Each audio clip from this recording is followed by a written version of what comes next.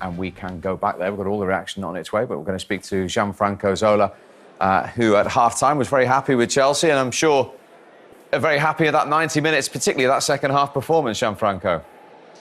Well, to be honest, also the first one wasn't bad. Probably, obviously, we didn't see the quality of the goals that they came in the second half. I think that was the big difference, that Chelsea could produce such high quality in the last 20 meters, something that Tottenham couldn't, and it's been a big difference. And talking of high quality, it seems only right that your good self should talk us through Hakim Ziyech's strike. Well, how good was this? How special? Well, I think also Callum Odoi did a fantastic run there. He made an unbelievable thing. But then this is unbelievable. I was actually just right behind him in the line, and the quality of the strike was amazing. You couldn't place even with your hands there. So unbelievable. Nice, great goal. Azpilicueta obviously plays a large part in that, because he creates the space by going on the overlap, and then Sessegnon, I think it is, has to go to his left-hand side, which then opens it up, doesn't it, Gianfranco? No, absolutely. He opened it up, but he had a very quick mind to see the shot and place it. So it's a tremendous quality from him. Unbelievable. It's one of those goals that you pay for, to go to watch them. Absolutely. And as we touched upon at half-time, Gianfranco, you are in a correct position to talk about strikes of such quality. So let's go back, sorry, Glenn, to 2003, and you can remember this one. Similarity?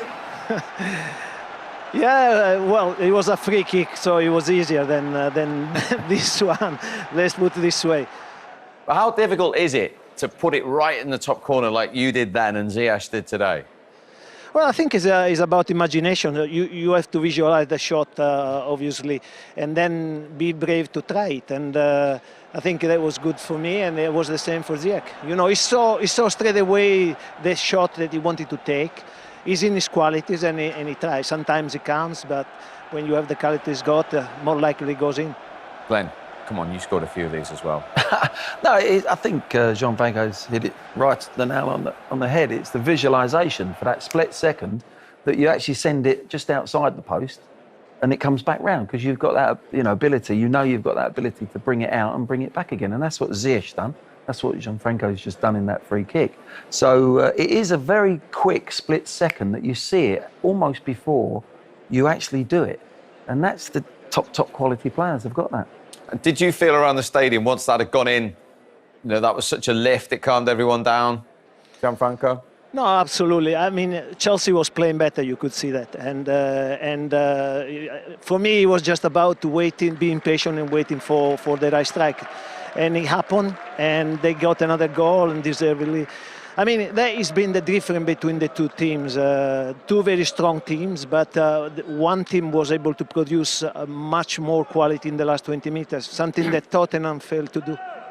Headed goal for the second one. You were interested in reacquainting Thiago Silva and Harry Kane. I would just like to know Gianfranco's opinion, because he said it was a free kick in the first half where Harry pushed Thiago. Just watch Thiago here. The shove there beforehand, just to create a bit of space. Any difference in that? Well, I don't know, obviously. I might sound a little bit impartial, but I think, this one was just blocking him a little bit. Maybe it could have been a foul, but very rarely, Alan, they give those fouls. Yeah.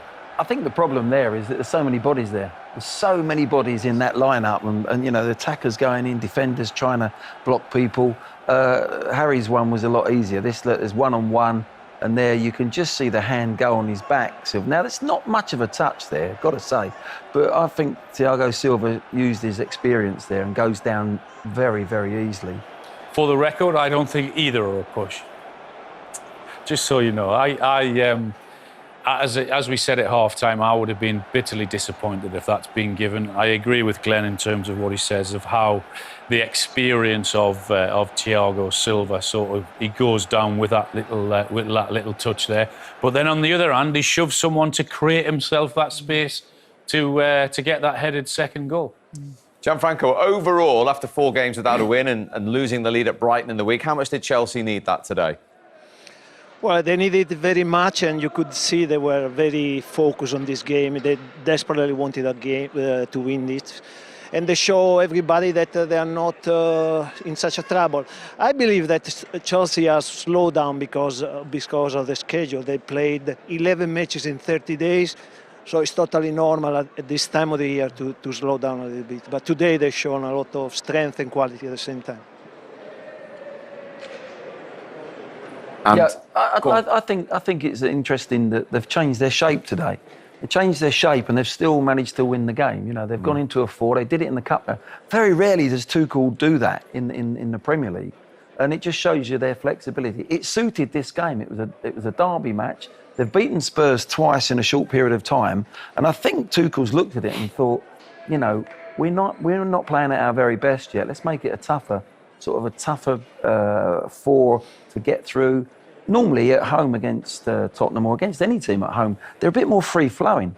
And Spurs certainly came to stifle a little bit. That's why first half, the quality wasn't there today from either team. We know Chelsea can play better. We certainly know Spurs can play better. And the gap was there for everyone to see between Chelsea and Spurs. I just thought it was a different Chelsea today to the one that we saw in midweek. Different attitude. Yeah. Yes, a different system. But it was a much better Chelsea performance today. I know, Glenn, it wasn't as going as well as it could have in that first half, but I still felt they were the better team. They were looking the more dangerous, certainly, the chances they created. And once in that second half, they got that first goal. They sort of killed the game and were much, much better. All the things we analysed before the game about Tottenham at Leicester, playing quickly, winning the ball and breaking quickly, that's where we thought Spurs might actually catch Chelsea out. They hardly did it at all. They never had the opportunity. They didn't have the mentality and the confidence to play that sort of way and play quickly and get in behind. And they're off their target today, Tottenham, without a doubt. Okay. Well, he's won 5 football games in a row against Tottenham now. It's the first Chelsea manager ever to do that. That will go down well with the supporters. We can go back live to Stamford Bridge now. Delighted to say Callum Hudson-Odoi is waiting to talk to us. Thank you very much indeed, Callum. Well done. Terrific result and a very impressive second half in particular. Yeah, definitely. I think, obviously, the way the game came out, I think that for us, we knew that it was very tight for them, very difficult for us to break lines in the first half. So we knew it to ourselves that the second half, we need to try and be passing the ball wider, quicker, just being more creative and trying to create more opportunities, which obviously we did. On that theme, we've just heard your manager praise you for your run and dribble leading up to Hakim Ziyech's goal. Yeah, I think to myself that I think in the half-time he said to me just to be more direct and keep doing what I was doing, just getting on the ball and just keep taking them on and keep trying to be direct. So obviously I'm really happy, but I'm not going to take a lot of credit for this goal. It's an amazing finish, so I ain't going to say much for him, but yeah, it was an amazing goal. How good's that goal? How good's that strike? You know, I can't even describe it. He's walked past me just now and I just kept smiling at him. It was a great goal, it was a great finish, so I'm really happy for him, and as I said, it was a great 3 points.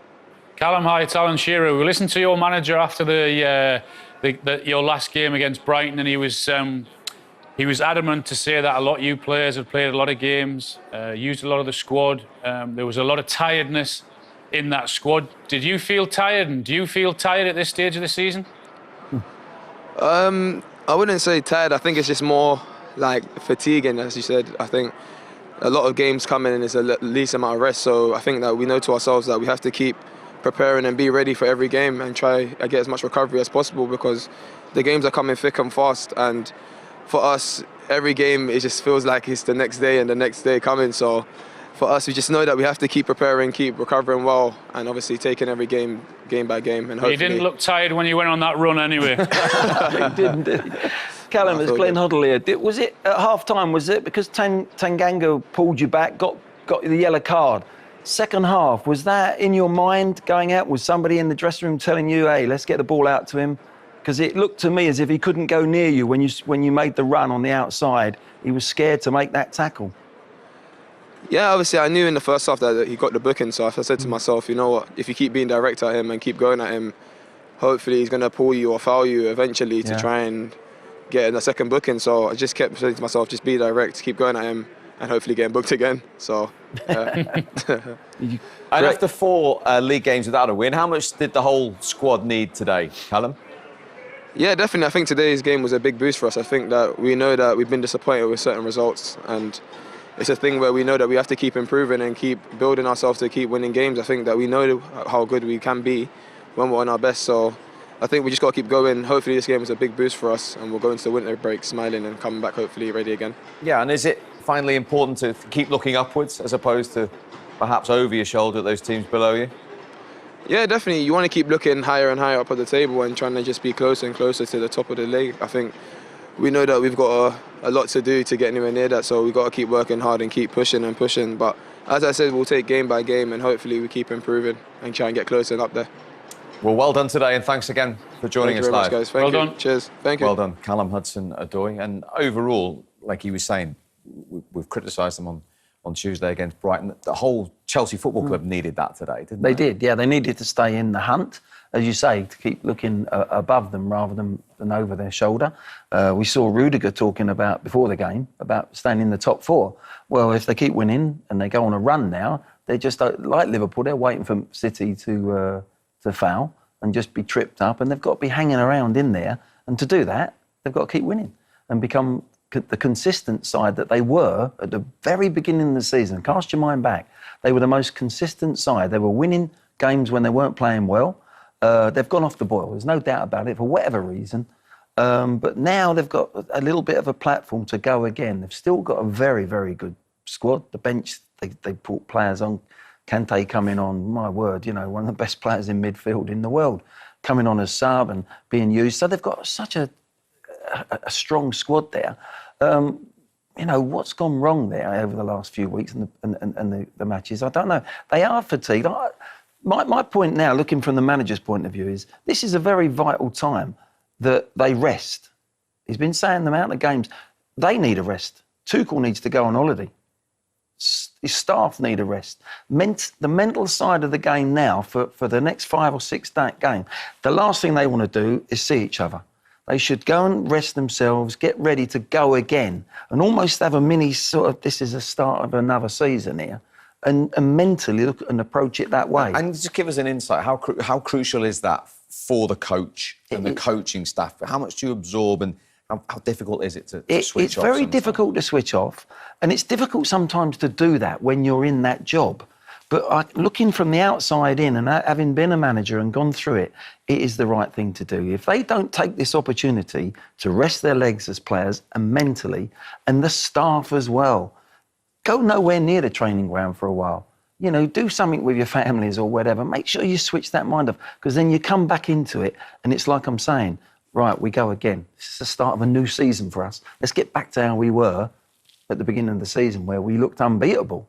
And they did. Everyone was saying, I personally thought Chelsea were going to win the league from that position. So I think it's really important time that you use this period of time, then come back together a week or so before and go bang, there's our next game. I think that's all right saying that for maybe City, Liverpool, Chelsea, who it's highly unlikely that they'll sign any players in the window. There's football clubs, other football clubs have still got a lot of work to do in terms of trying to bring players in the next week or so that's left of the transfer window. So some managers, some chief executives and staff will be at it almost every day to try and bring that player in that just could make that difference. And that's pretty tiresome also. So you understand how difficult a job it is for the managers. Get away.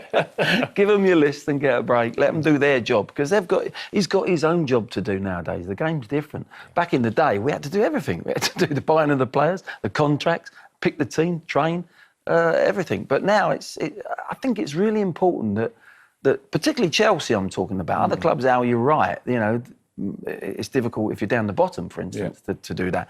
But I think Chelsea have been complaining. They've had the League Cup semi-finals to play as well. You know, they've had European football to play, top games, Champions League. And it's not, you know, it builds up, this fatigue. But for me, it's more mental side, that they all need to be able to just get away and rest and get their minds thinking positively on something else, come back together as a group, and then you go again.